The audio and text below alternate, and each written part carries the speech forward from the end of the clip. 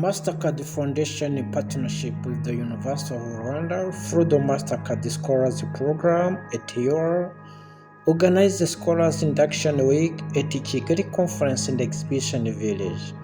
This event aimed to equip scholars from all UR campuses with the necessary knowledge, skills, and key information to succeed and transition into the workplace. It was also an opportunity for all the scholars to meet your leadership and the partners and the other scholars and know each other, discuss, network, and get inspired. In her welcome remarks, the Mastercard Foundation Scholars Program Director, Professor Anne-Marie Versailles, shared the significance of the Mastercard Foundation Scholars Program, emphasizing the dedication to nurturing young minds while providing fresh and varied perspectives, energy, and skills to support them to drive transformation. She highlighted the opportunities offered by the induction event and the expected outcomes. She urged the scholars to work hard, prepare for challenging times, be patriotic, and always consider what the country needs as transformative leaders. As you embark on this transformational and transformative journey, I encourage you to approach this week with an open mind and a thirst for knowledge. Use this time to absorb as much information as possible, ask questions, and engage in discussions with your fellow scholars and different facilitators. The knowledge and skills you acquire during this orientation will serve as the foundation upon which you will build academic success and contribute to the betterment of your communities, our communities, your nation, our nation, and overall our beloved continent. Our goal is not just to provide you with an education, but it's rather to equip you with the tools to become leaders, innovators, and catalysts for change. You are not here by chance. I'm sure you all know that you are not here by chance because you competed and you were selected because you were the best ones and you deserved to be trained for future leadership and innovation and, most importantly, driving change on the African continent. So you are here because you possess the potential to make a significant impact in our different communities and countries. I have no doubt that each one of you here will rise to the occasion and seize the opportunities that lay ahead. Indeed, there are lots of promising opportunities for you, but you will have to work hard to get to those opportunities. Throughout this week, we'll have the privilege of meeting with the university's leadership, representatives from the Mastercard Foundation, and esteemed alumni from different scholars programs. Their guidance and insights will be invaluable as you embark on this academic journey. Take advantage of these interactions, for they will serve as a source of inspiration and motivation in the years to come. In his opening remarks, the Deputy Vice Chancellor of the University of Rwanda, in charge of strategic planning and administration, Dr. Raymond Ndikumana, noted that the partnership is subdivided into scholarships, psychosocial support, and leadership learning. He said that the initiative of organizing Scholars Induction will contribute to institutions' development, indicating that it will not only benefit students, but the entire university. Dvs Ndikumana urged students to keep on contributing to the country's transformative journey. He pledged that UR would continue mobilizing efforts to support all students to thrive in their projects. UR, University of Rwanda, and we are partnering with Mastercard Foundation Scholars Program to support you to become or even to enhance your capabilities as future leaders on African continent and beyond. So you leave it, it's not UR, it's not Rwanda, it's the whole world. But then talking about that, I just want us to reflect a bit. There is the lady who said, imagine if everybody would go to their full potential. Imagine all of you, I was looking at you, those who came in front, really. And when I look at the time when you started at the University of Rwanda and how you look today, this is wonderful. You look beautiful, you look nice. Is it because of the Scholars Program or is it because of your dedication? Maybe both. But definitely, I'm so proud to see you. I'm so proud to see the transformation of each of you. You can feel it. You can feel it in it.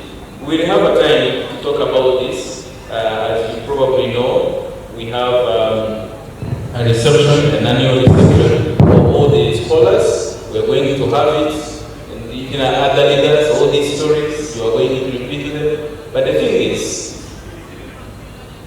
we want you to achieve your full potential, but we also want you to be leaders. Definitely for every student who comes at the University of Rwanda, we want them to be, to get employed, to start their own business, to be what they have to be, in a good way, of course. But for you, you have an extra responsibility. You have to be leader.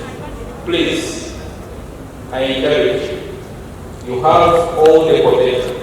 One of the reasons you have been selected to go on this scholarship is your potential, your leadership potential. So I want to see that reflected even at the University of Rwanda, because you can definitely be an example of what is possible. The second aspect I wanted to raise today,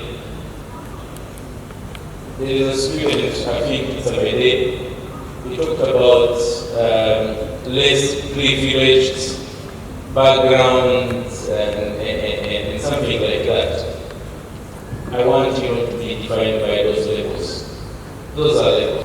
So, of course, there is ground reality, but whenever you introduce yourself, please introduce yourself as one of those aspiring transformative leaders.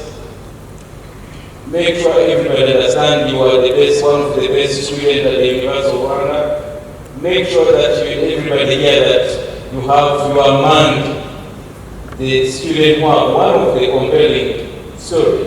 I think everybody, when you were on interviews, we were asking you to tell us your story. Please use that story to get far, and it's possible. Therefore, whenever you are talking about your achievement, don't shy. Talk about the achievement in your family. What you transformed in your own family by you having this scholarship. Because you're not going to transform others unless you also start with your family. Maybe you are inspiring your siblings, or maybe you are inspiring everybody who's around you. But I want you to always remember, of course, education is a game changer. Mandela said it. Education can make the son of a farmer to sit with the president. This means we are seeing future CEOs, we are seeing future leaders, we are seeing future DBCs or VCs in this role because of education. So concentrate on your performance. But I want you to, again, not to see yourself as just a tool. I really encourage you to integrate, and I hope the staff who are here from different campuses will help you to do that. Integrate yourself. I hope all these platforms, be BAG, be far away, be others, are going to be extended in one way or another to other students. There are other students, youth with disability, who are not on this scholarship. We hope the facilities we are building are going to be accessible to all of them. There are other students who are not on this scholarship. Probably they don't have the same stipend as you, but still, they are your colleagues.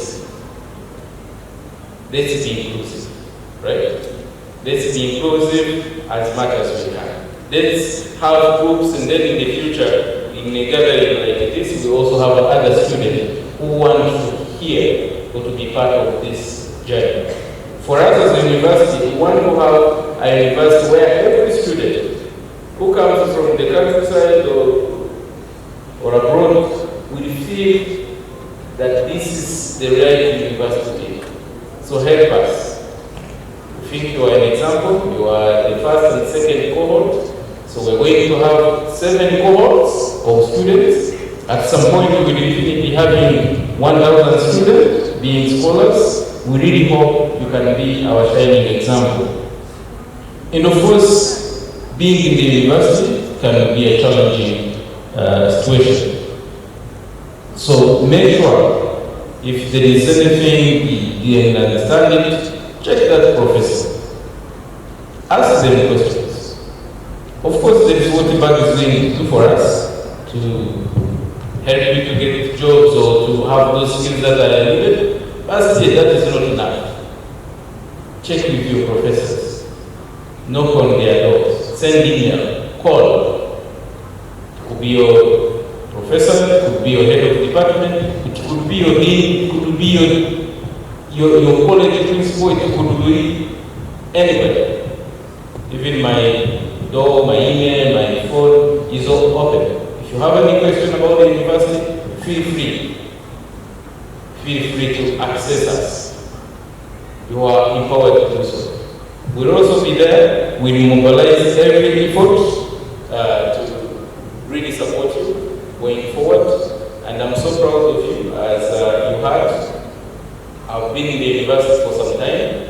I've been part of this program, not only in the design, but in the first year of running this program. Some of these students who are here, I think I was part of the interview. I look forward to be part again of the interview of the students to hear your stories. But you know, your stories is your strength. And the way you used it to get your scholarship, you can even use it to get far away.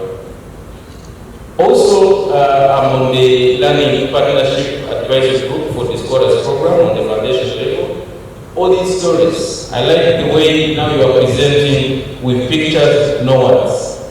This is a good presentation skills. I think let's get our stories in the pictures, let's get our stories sometime in a video where possible, but also I want to see you contributing to other issues facing our country and our society, not just studying, but be that student who can engage on any topic.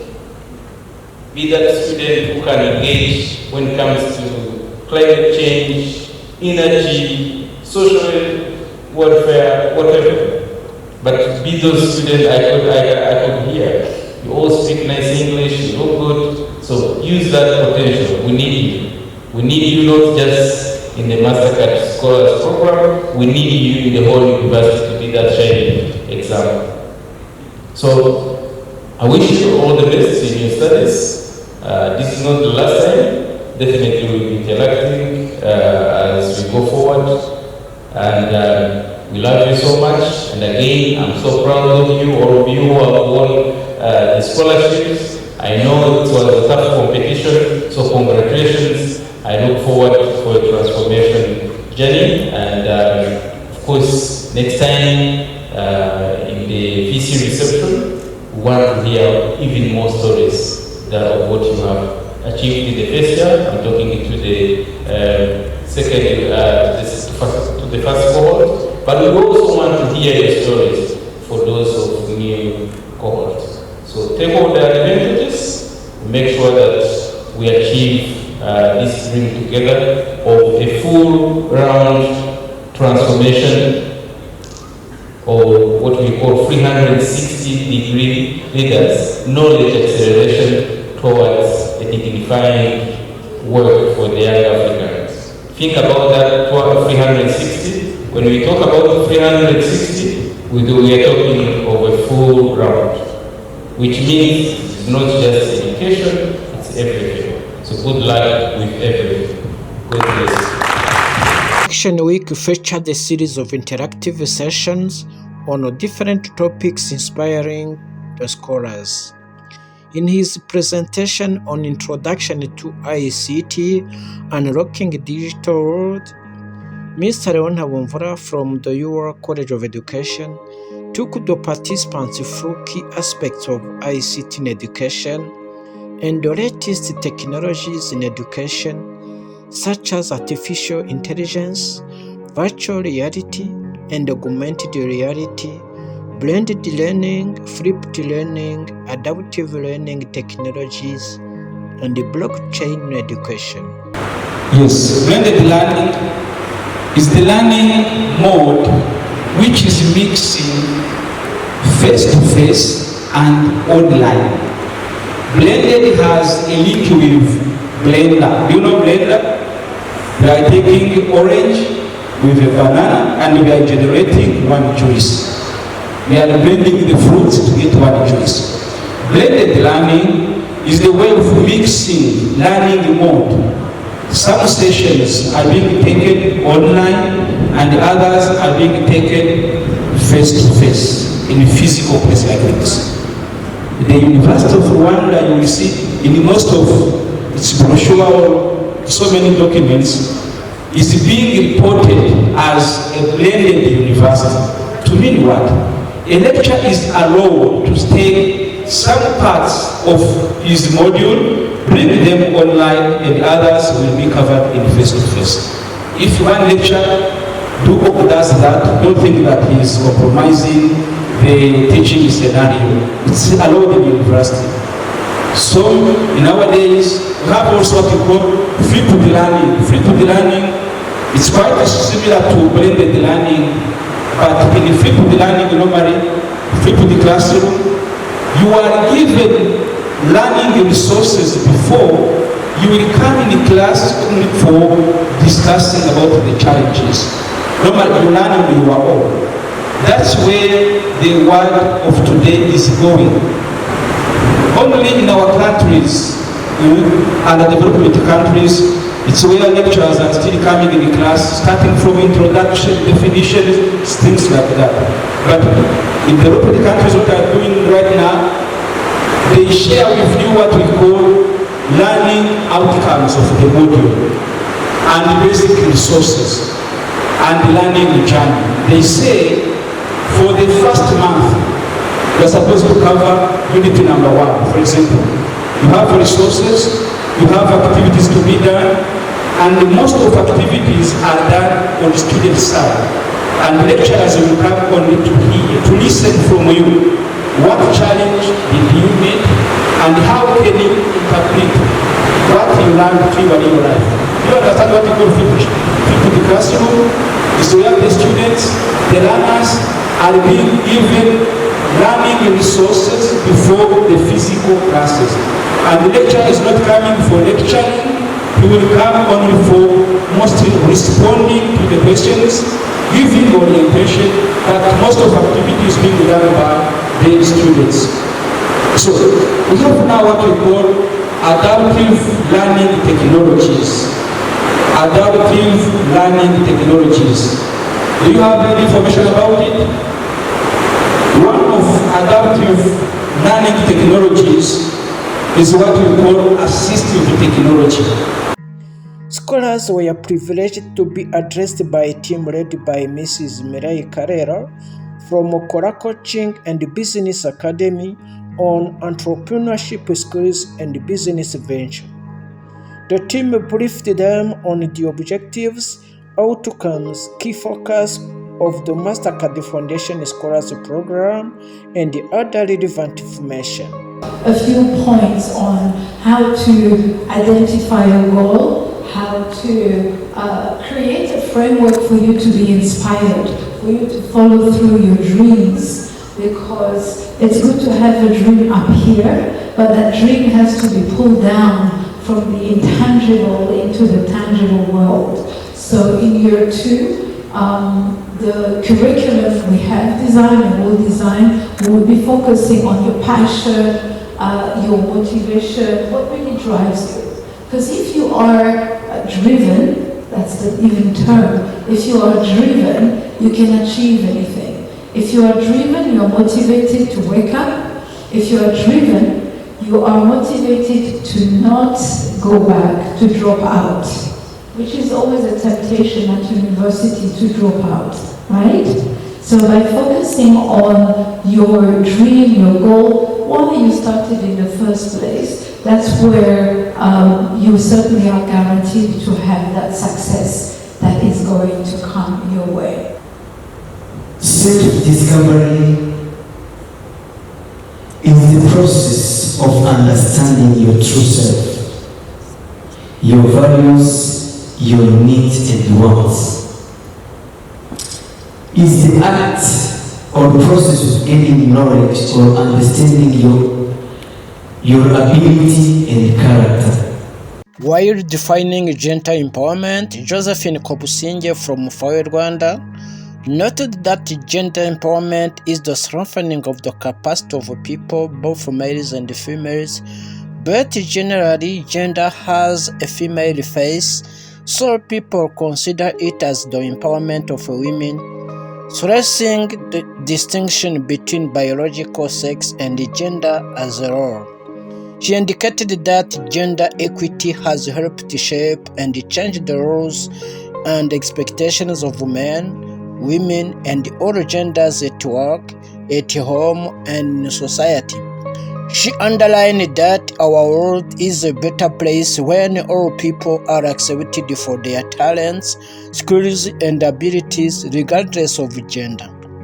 Kobusinge also provided a clear understanding on gender equity, underlining that it is about respecting all people without discrimination, regardless of their gender.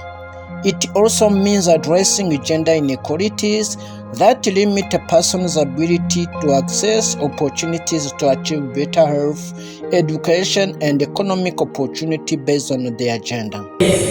So, people see it as empowerment of women, stressing the distinction between biological sex and gender as a role. Why do people think like that? Well, every time there is a mention of gender, and people immediately jump to the conclusion, now abagore kandi, bongeye kuvuga abagore kandi. But gender is not necessarily about women. Next. We are going to see a definition of gender and sex. We are going to see what are the gender roles and what are the sex roles. Then we are going to go ahead and see the biological and social roles. We are going to desegregate them. And then we are also going to ask ourselves, who assigns these roles? Do you know what we call gender roles?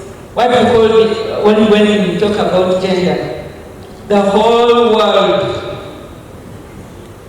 think about women. But they all got one thing: reproduction, the weakest citizens. But when it comes to roles and responsibilities, they are not the same in the whole world. They are not. We are going to see examples. Moving on very fast. Rwanda chapter recognizes the importance of promoting gender equality and women's empowerment as an effective pathway for combating poverty, hunger, and diseases, and for stimulating sustainable development as it is stated by the Ministry of Gender and Family Promotion in Rwanda. This is stated in the policy. So, one may ask, what gender is all about, and ask if it is different from sex. What do you think? Is gender the same as sex? Are they different? How different or how similar are they? Let's go to the next. Now, gender can be defined as a classification of roles, responsibilities, and relationships between males and females determined by social construction of the society. It can also be defined as socially constructed division of roles and responsibilities between men and women. On the other hand, sex is a biological distinction between men and males and females. But let me ask you,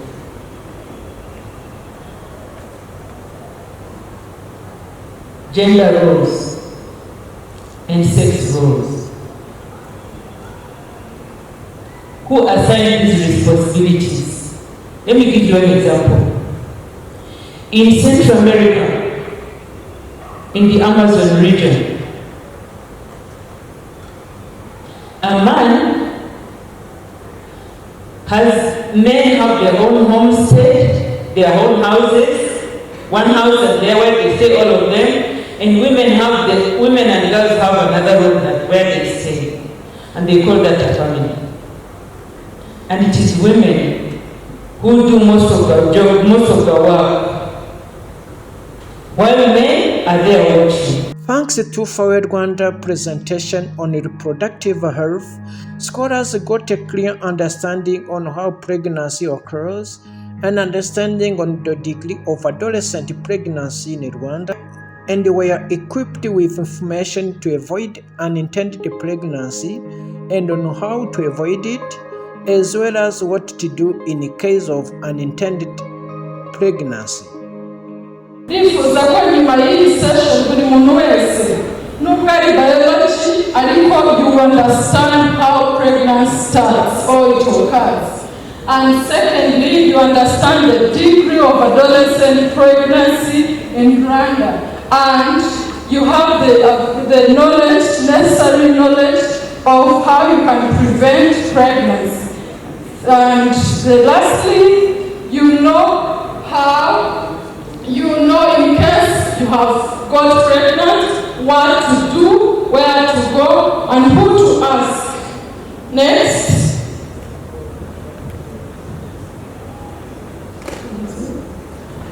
So, nagerageje gukora summary ariko ntabwo byoroshye. Iyi menstrual cycle ubwayo ni topic yaturaza ahangaha, ariko nagasamarize gutya. Muri menstrual cycle nakoze illustration kugira ngo dufashe uburyo turebe igihe umuntu ashobora gutwita umukobwa. Ibi nubwo bijyanye na women health, ariko they are getting impregnated by men. So men, you need to know, if it happens that I have sex with a female, when should I expect her to get pregnant? When should I not? And when it is unintended, how can you prevent it? Number one, seek necessary information from a reliable source. Ubu habonetse internet, dusigaye tujya tukagurinda tukareba, ariko mu by'ukuri ikizi nuko wagana umuntu uzi ko ufite ububasha akaguha amakuru yizeye. Positive behavior change. Activity, I will insist on it. You have to change your behavior, and positively. Changing your behavior means saying no when it is no, and saying no when you're not ready for something. Were introduced to the university's learning management system. It is a session that was facilitated by Mr. Leon Habumvura and his colleague Emmanuel Mugire. So we have adopted that learning management system, which is Moodle, What is the universities are doing? It's just you download it online, you customize it. When you say customize, you try to fit it with your needs and requirements. For example, if the color for the University of Rwanda is blue and white, you try to mix those colors. That's what we call customization. We try to put our programs in the schools and the colleges, as you will see. It's like that. That is called a customization. So we take it from online, we put it on our server, what we call hosting. We host it on our server, then we are able to be connected on it. Lecturers can go there, design modules, upload learning resources and activities, and you as students, you can access the learning resources, you can participate to the activities, to the discussion forums, because I'm going to do it right now, and you can sit for exams. Do you understand? So the University of Rwanda, I told you yesterday that it is taken as blended university, where the learning or teaching journey is allowed to be some parts in face-to-face, in contact hours, and some parts of your learning journey can take place online. And when it will happen, you might use e-learning platform, as I said. Let me repeat it again. Yesterday via your WhatsApp groups, we have requested those who are struggling to log in on e-learning platform to fill out a Google form. About 62 have filled that form, and I have reset your password. When you open this e-learning platform, when you will get internet, you can see that by default it has the colleges, it has some main section to be aware of. The first one is what we call dashboard. Dashboard is where you will see your modules and your activities. It has a section of dashboard, and when you click on the dashboard on your platform, you will be able to see what are the current modules that have been assigned to you. 33, if there is 34, use 34. Depending on the number you have here, okay? We all have different numbers. At least a group of 5 have different numbers differ from another group. Then you click on next. Click on next and see what it will give. If you click on next, it will prompt you to insert the password. 1, 2, 3. Then from there, click on sign in. My password is incorrect.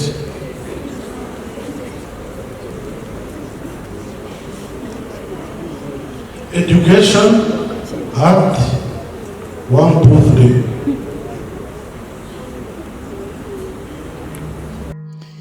During the induction, the Mastercard Foundation Scholars Program, in collaboration with the UR Center for Language Enhancement, organized an English proficiency test administered to all scholars. Inducting the scholars provided them an opportunity to meet and interact with different personalities, including the UR leadership, such as the Registrar, Dr. Odette Wizeye, who shared with them strategies for university success, shedding light on important provisions of the UR undergraduate academic regulations that students need to comply with in the academic journey. Regulations at University of Rwanda is to help students and academic staff understand what is expected from them and what would happen in case those rules and regulations are violated. So the main focus of our undergraduate academic regulations is on procedures for application, admission and registration, suspension procedures, vis-a-vis dropout, teaching, learning and assessment, attendance in academic activities, approval process of marks, academic progression, and the conditions for the final award, which is graduation. So for application, admission, and registration, you all went through this process, and for application, this is done online using our online system, and who should apply? All applicants who have their high school certificates from Rwanda, or those with equivalence for those who did their secondary education outside Rwanda, all those are eligible to apply. But when it comes to making sure that we have all your details, you have to fill the biographical information in our online system, so that the system creates the reference number, then yourself will create your PIN or password. Scholars were privileged to meet and discuss with the Deputy Government Spokesperson, Mr. Red Bernard Mukurarinda. Throughout his success story, he gave them insights into strategies to achieve personal goals, overcome challenges, and make a positive impact. Abantu bikora abagabo mu musozi ariko nyuma y'amezi atandatu twohereje umwana w'imyaka 13 mu Bubiligi nesisa ikipe yitwa Anderlecht iyo muzambere mu Bubiligi irakwakira akora stage amategeko ntaramwemerera ko bakora imyaka 18 umubare ko tubize ko ari stage y'ubwo akora stage arayitsinze ibyumuro bimwe aragaruka kubera ko yitsinze tumufatire muri kandi bakazagenda maramezi akora indi stage mu kipe yitwa Teke muri iyo yabereye mu yandoma arayitsinze ariko ko afite akatuniye aragaruka ubu muzijya mu maye mutumo dutahaza muri bayern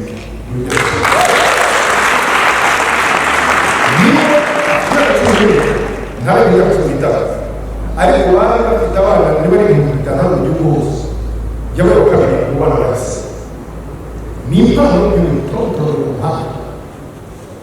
umuntu ubona ko kumvishije Igifaransa n'Icyongereza ko yari yaravuye mu ishuri kuri ukene yaravuye mu ishuri rimwe na rimwe ariko n'ubu reka tuvuge ko ibyo mu Bubiligi ntituzabashe n'ubuvumo bw'iyi ariko yavuye mu binini niba byitsinze bivuze ko impano y'umupira tugomba kwisigaza tukamushyikira kuko ejo ntawabizi ikize cyatuma atabara kumeza icy'amarori ku rundi ruhande tugomba gukora ko ashoboye izo ndimi agaziga n'amasomo y'akagira diplome ya secondaire cyane cyane ko n'itegeko rigenga amarerero mu Rwanda rivuga yuko abari muri akademi bagomba kwiga nibura bakabona diplome n'itegeko nta bindi baza no kudukontorora hari na mugenzi we ufite imyaka 18 yabonye diplome murabizi ko gusaba viza bigora iyo muri abajene ariko uwo mugenzi yakomeje na diplome tumusabira viza tubavuga ko we agiye muri stage y'umupira kuko ariko kazasigaye muri amasaza y'ibintu barabyiga bamuha ibyumweru bine banyije bagutega umutego urabona ko itegeko runaka nugaruka uzaze kwitaba kuri amasaza utwiyereke ko wabagaze kuko afite imyaka yagiye afite 17 bageze 18 kugira ngo natagaruka natoroka ntazajye umwana muri akademi kugira ngo wabagaze twabicisha mwigisha nutoroka twese watwishe aragenda stage arayitsinda aragaruka yiperezanta muri amasaza baramusinyira mumete iyi uzashakira gusubira mu musaza mushobora kuba mufite impano ntazagire umubakana kubera ko impano zayo zitaguciye i Burayi mutagaragare n'abari i Burayi nibyo harakagarusha ariko ntakagaruka abo bana baragiye tubajyana ku koci wa mbere mu mikino bakoresha condition physique nizo za mbere batsinze barakajyanye bati bararusha abana bamaze imyaka 5 bagabo batangiye imyaka 5 bangana nabo bakoresha condition physique ubwo mu byo bafite mu byo mu byo mu by'imana uwo mwana rero babwira afite amashuri y'ine ejo bazaze mu ndage amarushanwa niba yitsindiye byanyine abantu badashobora kugumayo ariko amakipe ahari ari ibihangange akenshi iyo babonye umuntu nk'uwo ari umuhanga afite akarusho bashobora kumwimurana n'umuryango we kugira ngo babashe kumutwara bagatwara senegeri bakiga akabahagaze zituma mutazi no kuvuga ibyo bijyanye n'umukobwa hari noneho bagatwara n'abatwara abakozi ariko bareba ne w'abana ni ukuvuga ngo n'umwana w'imyaka cumi n'itanu bamutwaye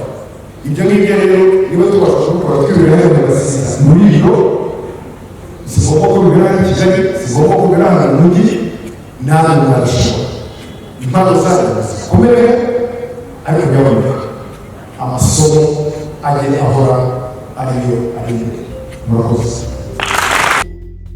In her discussion with the scholars on leadership skills centered on the future leader experience, Mrs. Veronica Orege, the program director for Africa at Common Purpose, which is a partner of the Scholars Program, showcased how to share different opinions, shed light on what cultural intelligence is, how to overcome adversity, providing leadership insights, and how the scholars reflect on their starting point as leaders. On the objectives of the session, as Prof and I discussed and I sort of thought about it, I just thought maybe there are a few things that we can achieve within a day. The objectives of the session, as Prof and I discussed and I sort of thought about it, I just thought maybe there are a few things that we can achieve within a day. A day is a very short time. But I want to introduce you to the concept of cultural intelligence, because as a leader, and you'll keep scaling the heights of your academics and career and move to different places, you will need to learn the skill to work with difference. So this is a skill that will stand you, put you in good stead throughout your life and even your career. So cultural intelligence. I will do introduction, hopefully you get another chance to delve deeper.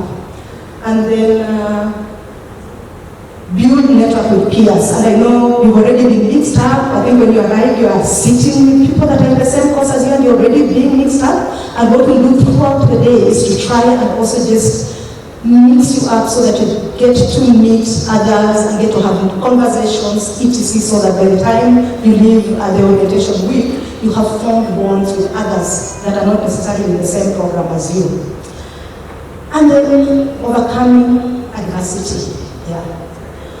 We all come from different walks of life. We have endured different things and we are going to meet lots of challenges. Even when you're working, sometimes the career looks good, but the challenges that you're navigating, you need to have the skills, the resilience, to overcome adversity and, to be able to always look ahead and not let things weigh you down. And we will have two speakers that join virtually who will share with us their journeys of overcoming adversity. And we'll get something from there. Okay?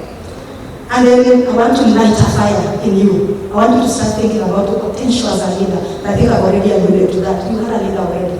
It is just yourself also. Believing and owning it. And then putting yourself in those situations where you're offering leadership. So in terms of the agenda slide is up. So this is what we'll do for today. A little bit, we've done the welcome. I'm going to go through some conventions that will guide us throughout the day as we go through the program. And then we are going to have some buzz conversations, almost like networking, very quick, but on specific sort of points of conversation. And then introduce CQ, and then we'll have those leadership insights on overcoming adversity. And then at the end of the day, we'll have a reflection. So just bring it all together. If I could ask you to go to the convention slide, please. Okay, so all our programs at Common Purpose are normally held under certain conventions.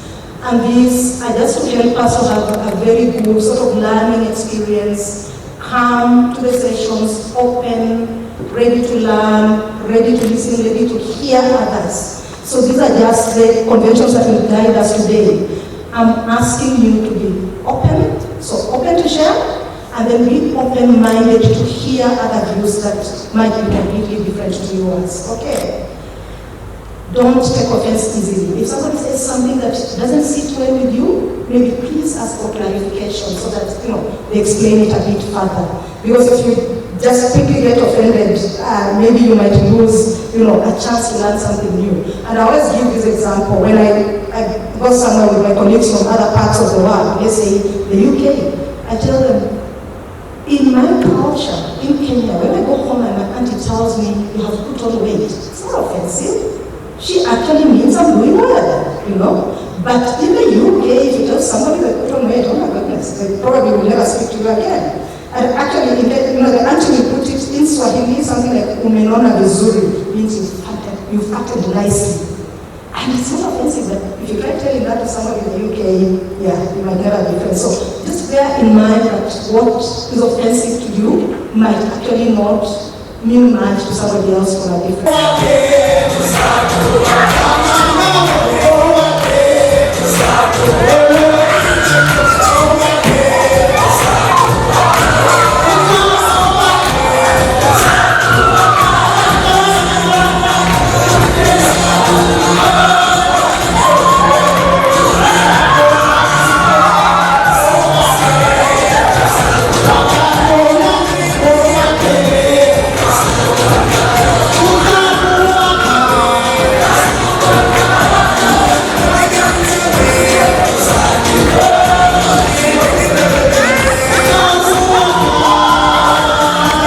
Dr. Jean-Pierre Ndagijimana from Solid Minds delivered an amazing talk on mental health.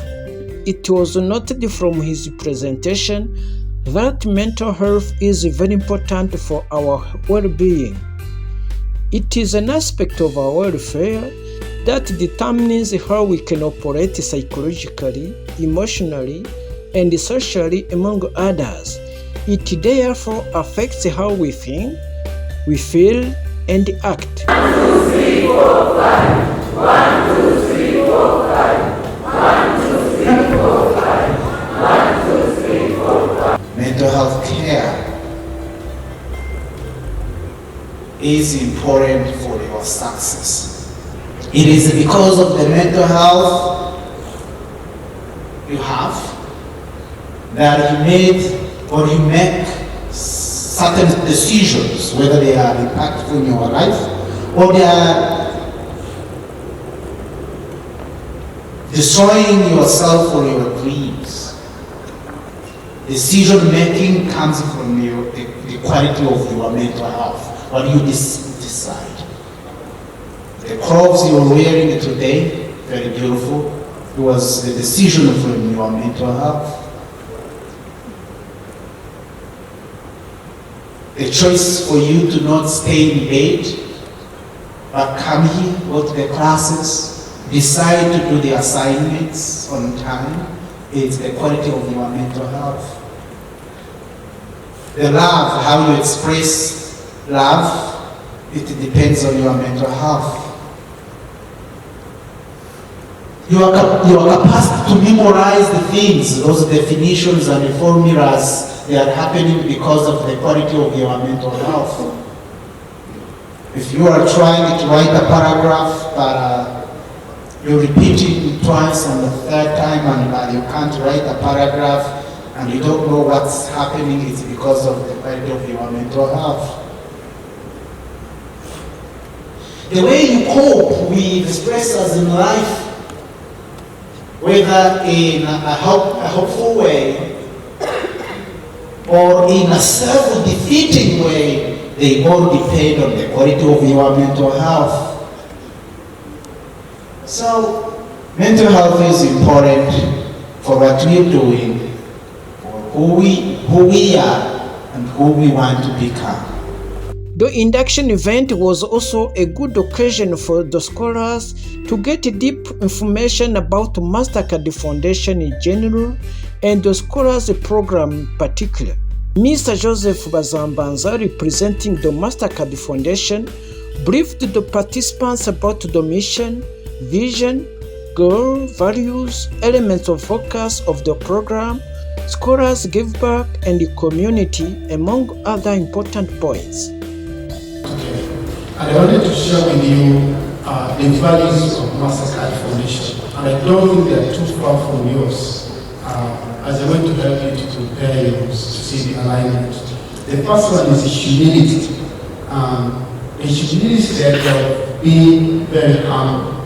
The foundation things that makes us strong, because when you are humble, when you approach people with humility, actually you give them the opportunity sometimes to give you feedback, sometimes to guide you, sometimes to comment and give you some thoughts. So we see it as a source of strength because it opens us to other people who can join us and work with us. And then the idea of listening.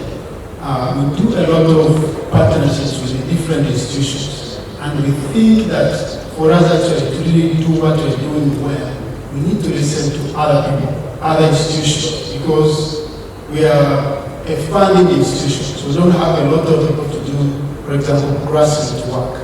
And for us to be able to do that, we have to listen to our partners who have more engagement with the young people and with the community. So when we listen to them, we gain insights, we gain understanding of what is the real solution, what's the real problem, and when we work together with an informed mind. So the idea of listening is key for everyone, for the foundation, but also for us as young people. Another one is kindness and respect. We are talking of conflict resolution, things like that.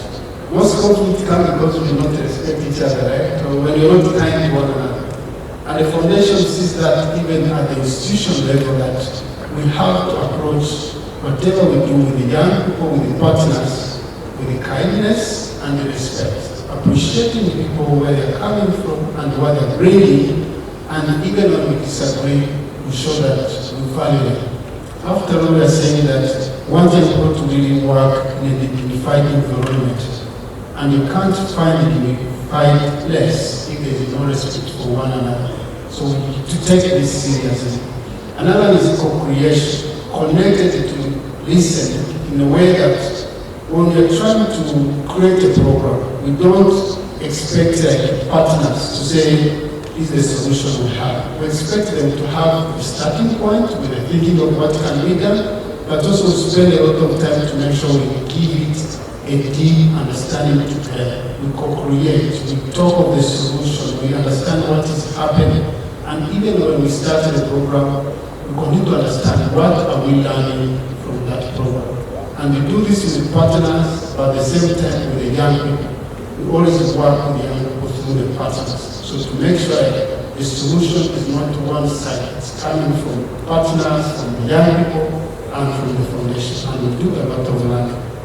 And then the last one is the impact, which is our overall goal, to make sure at the end of it, the young people working with us, first of all, they have been impacted through education, getting quality and unified work, but at the same time, they are on the track of scaling that, amplifying their ability to impact other people. So we really take it seriously to make sure the work we are doing impacts directly the young people we are working with, but also the young people have the tools and the spirit and the mindset to continue to really impact other people's lives. We can go to another slide. Scholars were excited to be addressed by Ambassador Dr. Charles Murigande on leadership influencing positive change. He gave them insights into what leadership is, different types of leadership, and particularly discussed what transformational leadership is, the attributes of a transformational leader, providing clear examples drawn from current Rwanda's leadership. I also say that transformation or change requires leaders who help others or the followers to understand their predicament or the seriousness of their situation, help them to believe that it can be changed and see the possible brighter future. And then inspire them, encourage them to embrace that brighter future or vision or then scenario. So His Excellency Paul Kagame and his comrades sent out cadres of RPF in all Rwandan communities inside and outside Rwanda to help the Rwandans understand the condition under which they were living. You know, sometimes you become accustomed to the current circumstances and you eventually accommodate with it to the extent you don't even see the seriousness of it. So there was need for a work of sensitization and mobilization of the Rwandan communities, both inside and outside Rwanda, to understand the seriousness of the situation that Rwanda was under. And then they also helped them to see that a better future was possible. And then they encouraged them to quit the resignation that characterized Rwanda at that time, and to rise up and work and even fight for that better future.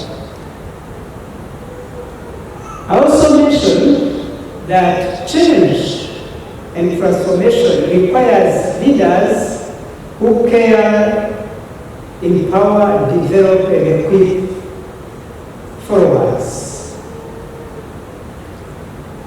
His Excellency President Paul Kagame and his comrades resolved that every member of RPF, and by extension, every Rwandan, should be cared for, protected, advised. For those of you who are members of RPF know that this is part of the oath that people make when they are entering or joining RPF, that you will be cared for, you will be protected, you will give advice and receive advice, and you will be empowered, you will be developed, you will be equipped. To empower, to develop, to equip. They created political schools to educate cadres, and when RPF came to power, they invested massively in education,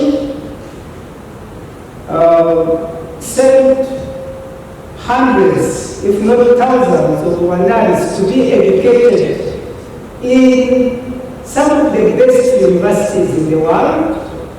And when it appeared that was costly, they even created conditions for some of the very good universities out there would come and operate from Rwanda. That is how the Kigali University came to Rwanda. That is how the African Institute for Mathematical Science came to Rwanda. That is how the African Leadership University came to Rwanda. The Oklahoma Christian University came to Rwanda, because we needed to empower, we needed to equip the people of Rwanda to achieve the transformation and the change that Rwanda wanted. Furthermore, scholars had insightful sessions of interactions with directors or leaders and partners of Scholars Program from different institutions and organizations. Presenters included Miss Lynette Guko from United States International University, Africa, Dr. Grace Ramafi from the University of Pretoria, and Araba Botwe from Ashesi University. They shared their experience in supporting young scholars to complete their academic studies and transition to the workplace. I'm happy to be here. As you heard, my name is Lynette. I come to you from, the name is long, so you can just say USIU Africa. It's located in Nairobi, Kenya. It's been in existence for about 50 years, and we are happy to be part of this family of the Mastercard Foundation Scholars Program. And congratulations to each and every one of you for this opportunity and for joining a family of other young people like-minded, just like you, who are committed to making this continent a better place and making your countries and your communities a better place. I'm privileged to be here, and just like you, and just like we encourage you to connect with scholars that are from your university and other partner universities that you may know, we are also doing our part to lead by example and to ensure that this family stays connected, and we are sharing ideas, we are sharing learnings, we are talking about our challenges and how we can continue to support our scholars better. So today, I'm also joined by the two amazing ladies who are also program managers in other partner universities. One of them is from Ashesi University in Ghana, and you'll get to hear from her a little later as she shares her experiences supporting scholars. They have had the Scholars Program for more than 10 years now. So that is a wealth of experience that we can draw from. And we'll also be joined by Dr. Grace Ramathi from University of Pretoria to also share her experience. They've also been in the program for a couple of years, more than 10 years as well, and they have a lot that we can learn from them. And then later on, still in this session, we will have one of the scholars from USA, where I come from, who's a person with disability and also a representative of scholars with disability in the Mastercard Foundation Scholar Council. You get to hear from him and get to know what are the opportunities that are available for you and how can you connect with scholars beyond your university and what impact can you create together. At the University of Pretoria, we have about 26 African countries represented. Diversity is very important, and even on the continent with our different cultures, which at the heart we find that we are the same. I always look at our scholars when they make jokes, they laugh at the same jokes. They have the same sayings or proverbs from the different countries. I mean, these are said in different languages. And scholars, when they are together, this is an opportunity for you to learn from one another. You should not divorce yourself from your community. I mean, if you are Rwandese, you are Rwandese. You should never say you are something else, but you are part of the continent. You must be able to work with one another. You must always have to come together and share information about your different countries, the different cultural activities that you do, what they mean, why are they done. In that way, you get to know and understand who we are as a people. And for example, I'm sure at the University of Rwanda, you have cultural days. Like for example, at the University of Pretoria, we just had our Heritage Day in September, and I remember when we started on the day, we started greeting each other from the different languages that are represented on the program, and it was amazing that there was so much similarity amongst these. And as I told you, even with the values of the Mastercard, all of those values, they represent Africa. And I mean, things like humility, kindness, respect, co-creation. We come from a community that co-creates. And if you work together, and this is what we always say to our scholars, you have to form networks. I mean, when you are at the University of Rwanda, and even within the Scholars Program, there's the Baobab platform, where you meet scholars from different parts of the continent, studying at different universities. Even with universities, there are different cultures in these universities. You get to learn from one another. You get to work together. For example, especially with postgraduate students, you may be doing research that's the same, but in different countries. So you have to find out what your colleagues or your peers at the University of Pretoria, like for example, I think I had one young person there talking about the program. I think it's in the business sciences. Find out what the other scholars at the University of Pretoria or at USIU and what their research project is. You may find that you are doing the same thing, then you share ideas. At the end, when you graduate, you start projects. You can start projects with scholars on the program to contribute to the economic development. One of the things I have found, and with that I hope I can share my screen. So I want to talk about, briefly talk about the secret to success as I share with my students. We've had phase 1, we've had phase 2, currently we're doing phase 3. So 3 different phases of the program, and we've learned a lot as we went along. So basically I'd like to talk to you about self-incorporated, we'll talk about time management, just a few things I'll touch. I'm sure you've heard a lot, so if you've already heard it, take it as revision. If you've not, pick something from it. But one thing I would like you to take away is to remember that success starts with you. It starts with you, and it starts with a mindset. You can choose to be successful, or you can choose to take each day as it comes. But to be successful, you need to plan. So that we can see, because I've been told to talk about my experience as a scholar.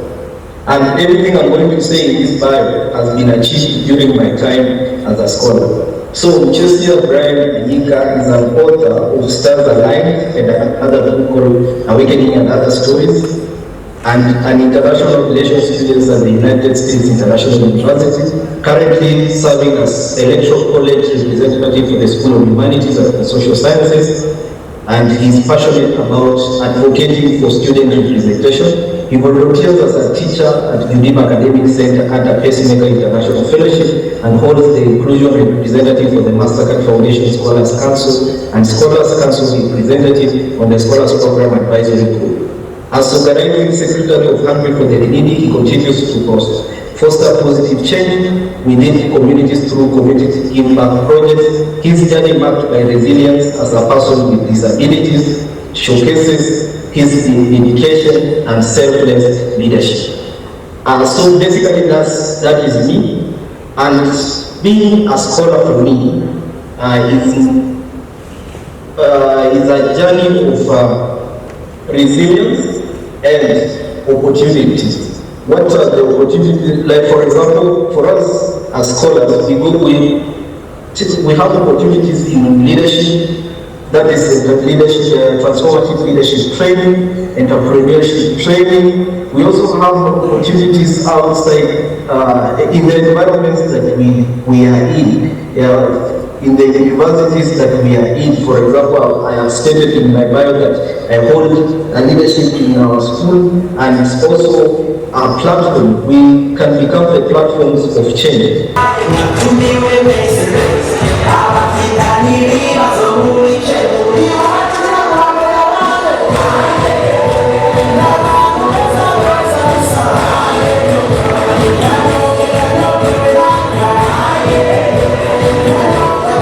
During their induction, scholars, both females and males, had time to showcase their talent during an exciting evening.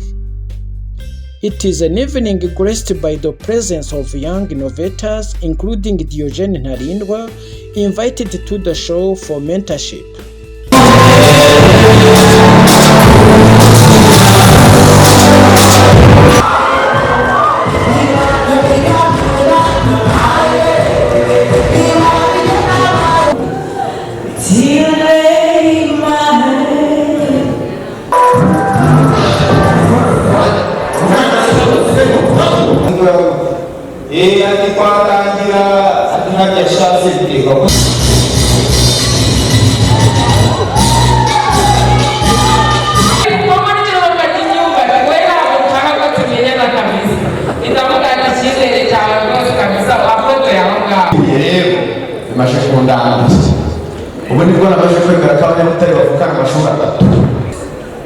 Ntabwo papa yaba yaransize ngo nawe uzansige. Mama, izi hene banza basukure nawe mama. Kajya kureba utujumba twasize dutetse turebe basi ko twahiye. Oya ntabwo bikunda. Ntabwo byakunda nk'ibara akazi wenda kuma ndagusaba ko wakama ariko utansabye kuza utujye muri rogi tubonane. Oya.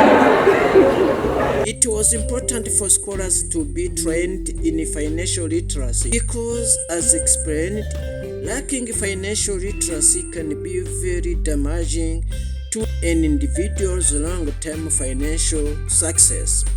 The training was conducted by Mr. Eugene Muvunyi, a lecturer at the University of Rwanda. Where do you get this money? From different sources, like I just mentioned. From banks, from friends, from parents, from guardians, from institutions, from government, and so on and so forth. The management, creation, and study of money and investments. Now, I am mentioning something very important here that I want you to underline.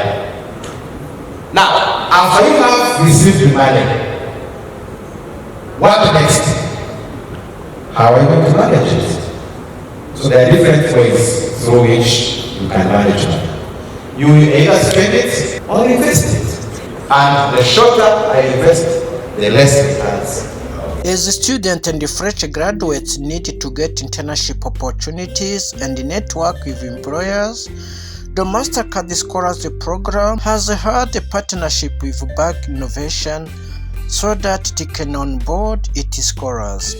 In his presentation, Gabriel Ekman made an overview of Bag Innovation, focusing on the services it offers to university students and fresh graduates in general, and to Mastercard Foundation scholars in particular. How many years of experience do you have? What have you done before? And they don't ask you, how many years of studies do you have? Right? They don't ask you, maybe they look at what is your degree. If you're looking for a job in engineering, they're looking that you have an electrical engineering degree. But they don't care if you studied for 3 years or 10 years. They say, okay, they have a degree, tick. And that's around 30% of the reason why they would hire you for a job. Right? The big problem that we've seen is that an average graduate globally takes around 8 to 12 months to become fully effective within a workspace. That means that if I hire you 3 months after graduation, you only know theory, which means that me as an employer, I have to teach you for 8 to 12 months how to become fully effective with our processes within our company. Meaning you don't know the softwares we use, you don't know the work processes we have, you don't know the work culture that we have. So I'm going to be happy to onboard you and train you a lot. Meaning, me as an employer has to spend a lot of money, an average $1,200, to prepare one person to be ready for working within the organization. And we have over 50 million young people entering the job market every year on the continent here. So this is one of the main problems that we've seen as a thing that we want to tackle. Basically, why are the university students who are supposed to be preparing for the job not being prepared for the job when they graduate, right? Most university solution is, let's make sure that the student goes through internships before they graduate. The problems with internships, and that's the same in Sweden, where I'm from, is that when the school tells you to go and do an internship, I did my internship at my uncle's shop. Basically what I did was nothing during the day, because I knew my uncle was going to give me a very good review on my internship paper, so I didn't really have to do any work. And I was a student. I didn't really understand why do I have to do all this work, right? So I choose not to. So then I graduated, I said I had an internship, but I didn't have any experience with doing the actual job I was graduating for. And that is a big problem, because you see many students do not get access to high quality internships. Meaning an internship that makes sure that you are ready to work in the sector that you're supposed to be working in. That is the main problem that we want to tackle with BAG. So what do we deliver? We are a tech company, we are a tech startup here in Rwanda. we have a platform at my uncle's shop. Basically what I did was nothing during the day, because I knew my uncle was going to give me a very good review on my internship paper, so I didn't really have to do any work. Scholars also interacted with different invited young entrepreneurs who inspired them on how to start a business and grow it successfully. The colorful Scholars Induction Week was officially closed by the Mastercard Foundation Scholars Program Director, Professor Anne-Marie Kagwesaye, on behalf of the UR Vice Chancellor, whose message was conveyed by the program director as follows. It is my honor to address you today as we conclude the orientation week of our exceptional cohort. Over the past week, we have embarked on a journey of discovery, growth, and preparation for what promises to be a transformative life experience. As a reminder, the Mastercard Foundation Scholars Program's mission is deeply rooted in the spirit of inclusivity, equity, and the pursuit of excellence. We have set forth to recruit academically talented students, yet in need of financial support for the three groups: young girls, youth with disabilities, and refugees, including overall the category of other students.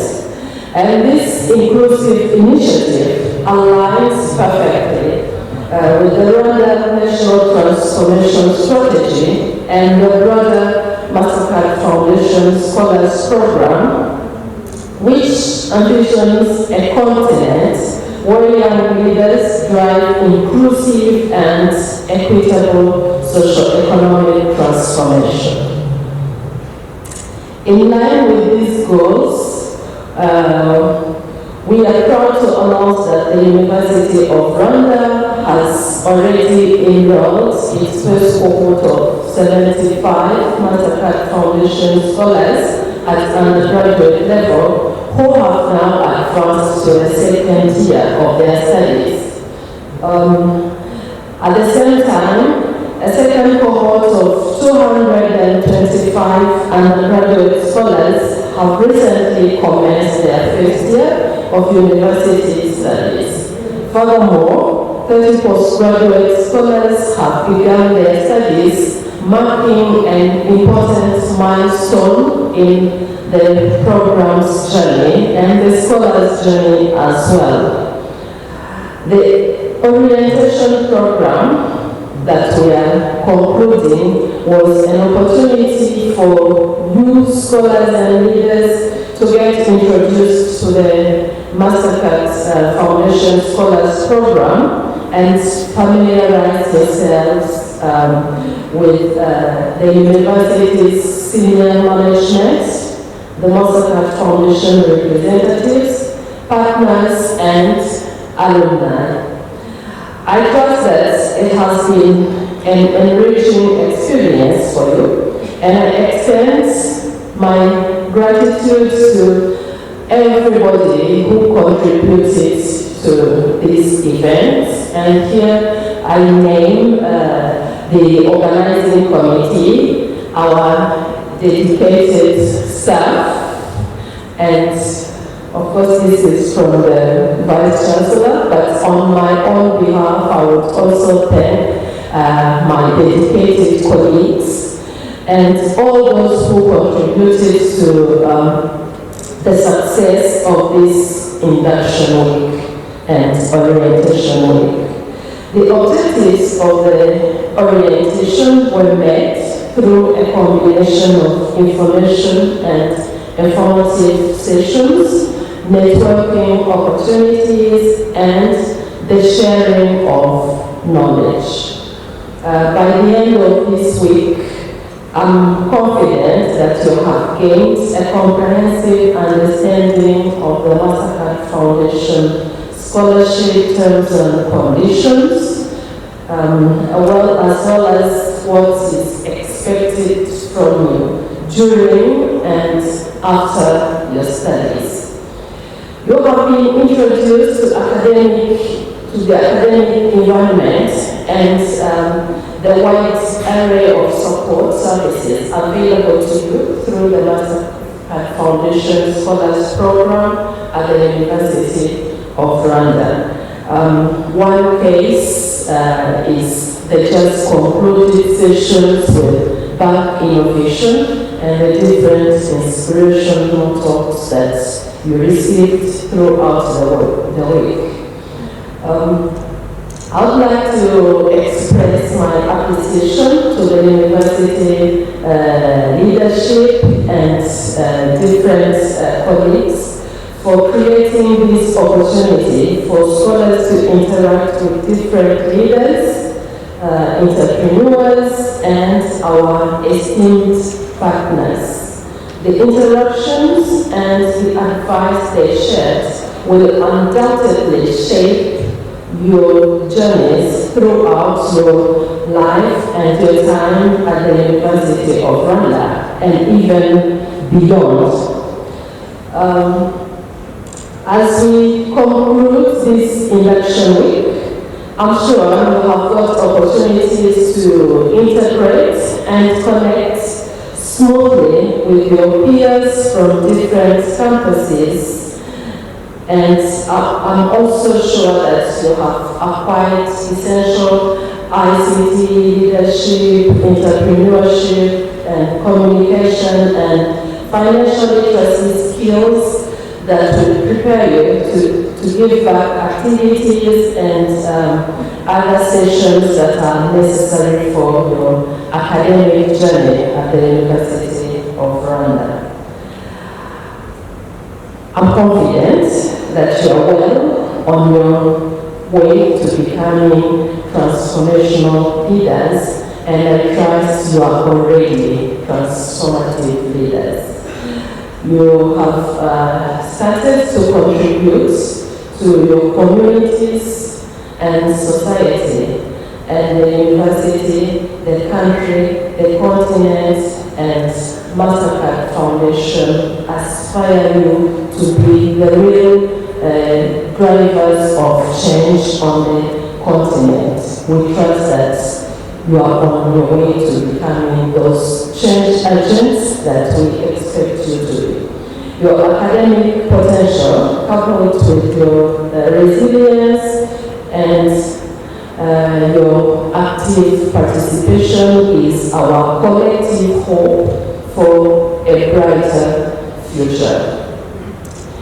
In closing, I would like to extend my sincere gratitude to the Mastercard Foundation for their continual support, the University of Rwanda leadership for their commitment to this partnership, and all the faculty, the staff, and volunteers who have played a big role in making this orientation a success. So all of you who are here, starting with different colleagues at the university, the students who volunteered to be with us, the protocol team, please accept my appreciation as we wind up this 1 week orientation. Of course, as I said, activities continue, but this is the right time to officially send on the university appreciation and my own appreciation. On this note, I encourage you to embrace the challenges and opportunities that lie ahead, to continue learning and growing, and to remember that you are not alone on this journey. You are part of a vibrant community of scholars who are here to support and uplift each other. Thank you, and peace and best wishes for a successful academic year ahead. Thank you very much.